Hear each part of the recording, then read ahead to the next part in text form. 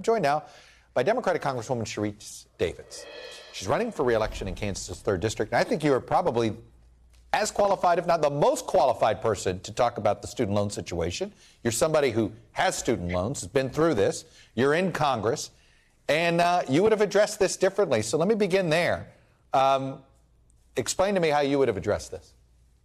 Yeah, well, first, thanks for mentioning my student loans. Is that good or bad? I don't know. Look, I do still have student loans, and it's part of how I know that, this is, this is a super important issue. And when I say that I would have approached this differently, in part, it's because it doesn't get to the root of the problem. This is a one-time measure that was done by executive action. And as a member of Congress, I am super focused on trying to make sure that we're making higher education we need to make it more affordable. And then one thing I want to make sure is very, very clear is when I say higher education, as somebody who is a first-time I'm a former first generation college student. My mom did just get her bachelor's degree 5 years ago. All right. But good for mom. As a first generation college student and someone who did take on student loan debt and someone who started off with an associate's degree at a community college, I know that we have got to make it more affordable. I also know that we have to make sure that when we're talking about higher education, we're talking about not just four-year degrees or associate's degrees, but trade schools, certifications, making sure that things like apprenticeships are accessible and affordable for folks. And I think that, when I say we need to get to the root of the problem, it's something I've been working on and I'm going to continue to work on. Yeah, no, I'm so glad you talked about the root issue because, if you make getting credit easy, the universities are going to keep raising the prices. So I guess the question is, what can be done that sort of incentivizes these institutions not to keep raising their prices?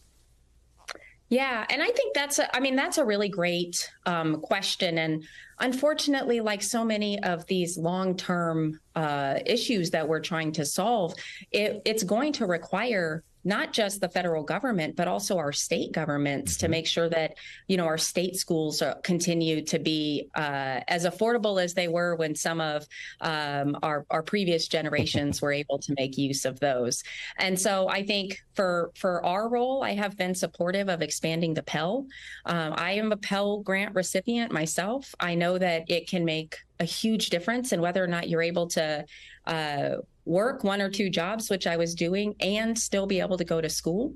And then I also think that we need to make sure that our federal loan programs are more affordable, and that, if folks need to refinance, that they continue to have the protections of the federal loan program. And I think that those are the kinds of things that we just haven't gotten done in Congress, but I think that we need to do. Yeah, there's Senator Marco Rubio thinks that the federal government shouldn't collect interest on these loans, maybe a one-time fee. Is that something that you'd like to see? Oh, you're trying to get me to agree with I know, and I'm not. I put it out there is that there are some people. I know. Yeah. Here's what I'll say. I do think that occasionally I find that both Republicans and Democrats can come up with good ideas, and occasionally I agree with some of them. I don't think that the federal government should be making a bunch of money off of a public good, like making sure that we can continue to have folks go into the professions and the jobs that are going to make them thrive and consequently make our economy thrive. When we talked on election night in Kansas, I found our interview compelling because before the result, right? I think so. Yeah, I found it compelling because you were talking about, you were just very forthcoming and honest about, hey, look, my district's changed. I'm learning a new part of it, and you were talking about the agricultural side of things. So, what are you hearing from these constituents when it comes, for instance, to this decision? And do you think it's something you have to address, or do you think some of this blowback is more cable punditry? Well, again, I can only talk about the experiences I've had in my current district and the district as it will be in the next cycle. And what I've seen so far is that people made their decision about how they were going to push back against what really was an extreme attempt to change our state's constitution. People made that decision for a number of different reasons. And there were quite a few people that I talked to in the more rural parts of the district who really weren't comfortable with politicians making their healthcare decisions for them.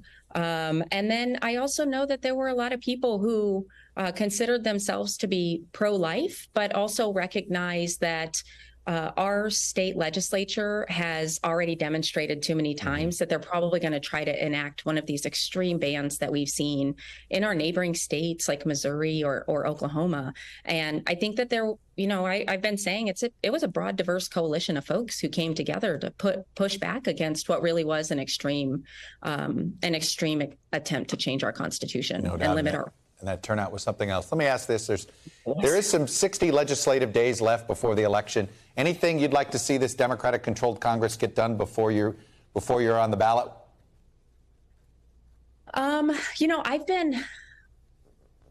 I don't know if you know this, but I'm a huge infrastructure nerd, and so I am definitely very pleased that we were able to get the bipartisan infrastructure bill done. Yep. I'm also really glad that we got the chance to vote on and pass the Inflation Reduction Act for so many reasons. The healthcare aspect, capping insulin prices for Medicare folks, and then the climate provisions.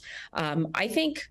At the end of the day, most of my job is to be a good representative for this district, and we have got to make sure that we keep the government open and functioning, and that's definitely something I want us to do as the legislative year closes out here. Well, one would think it's not in the interest of any party leadership to want to see a government shutdown or anything like that. So I totally get what you're saying, and that's what September usually is about, passing the bills that keeps the government and keeps the lights on. Thanks for watching our YouTube channel. Follow today's top stories and breaking news by downloading the NBC News app.